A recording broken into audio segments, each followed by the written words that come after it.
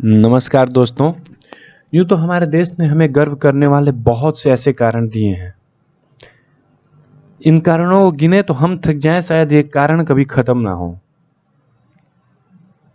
आज उन्हीं कारणों में से एक कारण जो हमारा भारतीय अंतरिक्ष अनुसंधान संगठन इसरो हमें प्रदान करता है। इसरो के नाम ऐसे कई रिकॉर्ड हैं इतने छोटे टाइम में।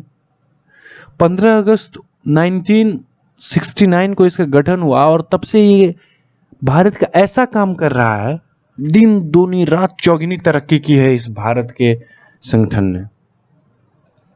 सही मायने में बताएं तो शायद यही है भारतीयता।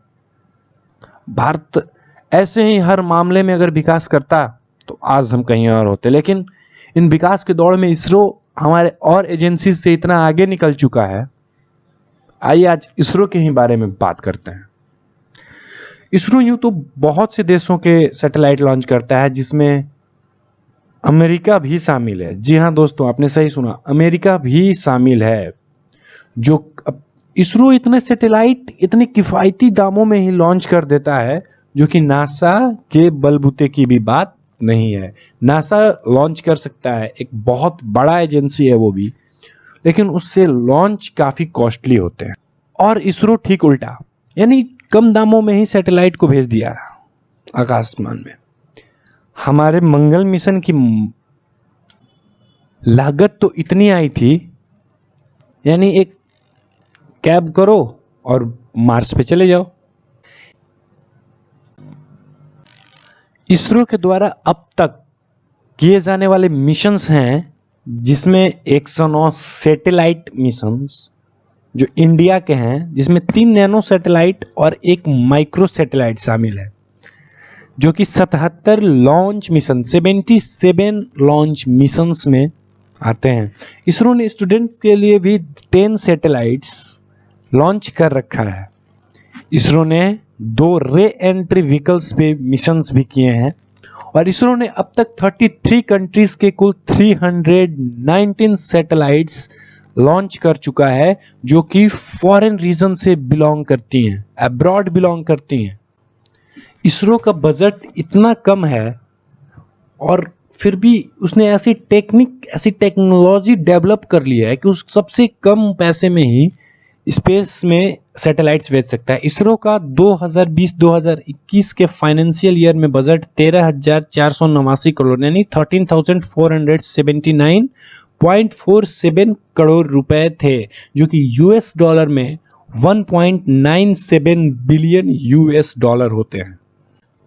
आप सभी जानते हैं कि इसरो का पहला सैटेलाइट आर्यभट्ट था, जो कि अप्रैल 1975 को स्पेस में डिप्लॉय हुआ था। इसे C1 inter Cosmos launching vehicle के थ्रू स्पेस में डिप्लॉय किया गया था। ये भारत का एक एक्सपेरिमेंटल मिशन था। यूं तो आर्यभट्ट सैटेलाइट ने बहुत दिनों तक काम किया, लेकिन इसे प्रक्षेपित एक्सपेरिमेंट, एक प्रयोग के तौर पे किया गया था कि क्या हमारा सैटेलाइट ऊपर जाके कैसा काम कर सकता है और क्या क्या खामियां अभी हमें इसमें हैं, जो कि हमें बाद में डेवलप करना है। इसके बाद जून 7, 1979 को भास्कर फर्स्ट सैटेलाइट लॉन्च किया गया, जो कि एक अर्थ ऑब्जर्वेशन सैटेलाइट था। इसे भी एक्सपेरिमेंट के तौर पे ही लॉन्च किया गया था। इसके बाद इसरो ने लॉन्च किया रोहिणी टेक्नोलॉजी पेलोड। ये SLV-3E1 लॉन्च व्हीकल से लॉन्च किया गया था, जो कि इसका लॉन्च अनसक्सेसफुल हो गया था। इसके बाद इसरो ने रोहिणी सीरीज के ही 2 सैटेलाइट्स और लॉन्च किए, जिसका नाम RS-1 और RS-D1 है।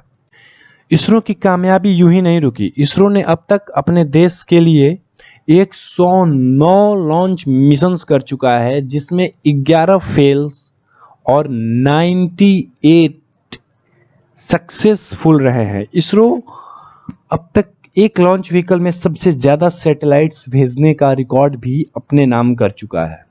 क्या आप सब जानते हैं वो रिकॉर्ड कितने नंबर का है? तो कमेंट में कर दीजिए हमें भी। इसरो का सबसे जो मस्ट अवेटेड सैटेलाइट कहते हैं, वो मेरे हिसाब से कार्टोसैट सीरीज के सैटेलाइट्स हैं। एक खुफिया सैटेलाइट्स जिसकी जिसकी सटीकता इतनी है, वो एक अर्थ ऑब्जर्वेशन सैटेलाइट है और खुफिया सैटेलाइट है, जिसकी सटीकता इतनी है कि अगर आप अपने हाथ में घड़ी पहनकर भी टाइम देख रहे हो तो वहां से आपकी घड़ी का टाइम भी देख लेगा। कार्टोसैट सीरीज के पहला सैटेलाइट 5 मई 2005 को PSLV C6 से लॉन्च किया गया था। कार्टोसैट सीरीज का दूसरा सैटेलाइट 10 जनवरी 2007 को PSLV C7 रॉकेट से लॉन्च किया गया था। कार्टोसैट 2 सीरीज के अलग अलग वेरिएंट्स हैं, यानी जैसे कि कार्टोसैट 2A जो 28 अप्रैल 2008 को PSLV C9 लॉन्च व्हीकल से लॉन्च किया गया था। जो कार्टोसैट 2 में खामियां रह गई थी उसे सुधार के कार्टोसैट 2A किया गया, और जो कार्टोसैट 2A में खामियां रह गई थी उसे कार्टोसैट 2B में दूर कर दिया गया। कार्टोसैट 2B 12 जुलाई 2010 को PSLV C15 रॉकेट से लॉन्च किया गया था। कार्टोसैट 2 सीरीज सैटेलाइट ये जून 22, 2016 को PSLV C34 रॉकेट से लॉन्च किया गया था। इसके बाद आता है कार्टोसैट 2 सीरीज सैटेलाइट। ये दूसरा सीरीज सैटेलाइट है जिसे 15 फरवरी 2017 को लॉन्च किया गया था। PSLV C37 satellite launch vehicle से लॉन्च किया गया था। अब इसके बाद बारी आती है कार्टोसैट 3 की, एक ऐसा सैटेलाइट जिसने पूरी दुनिया में धमाल मचा दिया, जो महज धरती से 1.5 इंच के ऊपर की क्लियरेंस, इसकी क्लियरेंस 1.5 इंच ग्राउंड क्लियरेंस हो, वो देख सकता था स्पेस से ही, और हमारे खुफिया विभाग को ये जानकारी मिल सकती थी। एक ऐसी सैटेलाइट थी जिसने पूरी दुनिया में मतलब धमाल मचा के रख दिया, और इंडिया के टेक्नोलॉजी डेमोन्स्ट्रेटर के तौर पे एक बाहुबली बन के इंडिया उभरा था। ये खुफिया सैटेलाइट इतनी ज्यादा कारगर थी कि अब तक ऐसी सैटेलाइट्स ना नासा बना पाया है ना और कोई देश बना पाया है। इसरो ने इतने कम बजट होने के बाद भी ऐसे ऐसे टेक्नोलॉजी डेवलप कर लिया है, ऐसा ऐसा टेक्निक डेवलप कर लिया है, ऐसा प्रोसेस जानता है, या यूं कहें कि मजबूरियां बहुत चीज सिखा देती हैं, तो इसरो के बारे में गलत नहीं होगा। Limit budget, unlimited thing, unlimited thought. ISRO आज इसी चीज को लेकर इतना आगे गया। इसके पहले के भी जो बहुत सारे स्पेस एजेंसीज थे जिसका और जो ऑर्गेनाइज हो चुका था 15 अगस्त 1969 से पहले, वो इससे आज भी काफी पीछे हैं। या यूं कहें तो सैटेलाइट लॉन्च करने में नासा भी इसका लोहा मानता है। अभी तो अमेरिका का भी सैटेलाइट इसरो ही लॉन्च करता है। इसरो अब तक communication satellite, disaster management, earth observation satellite, planetary observation satellite, communication satellite, navigation satellite, experimental satellite, तो ये सब टाइप्स के सैटेलाइट स्पेस में लॉन्च सक्सेसफुली कर चुका है, जो कि इंडिया के लिए फिलहाल काम भी कर रहे हैं।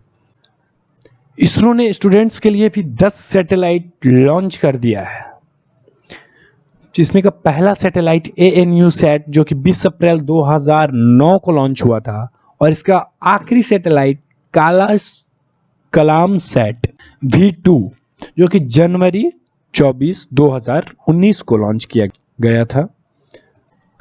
इसी के साथ हम इस वीडियो को खत्म करते हैं। उम्मीद करते हैं इसरो रात दिन दूनी रात चौगुनी ऐसे ही तरक्की करता चला जाए।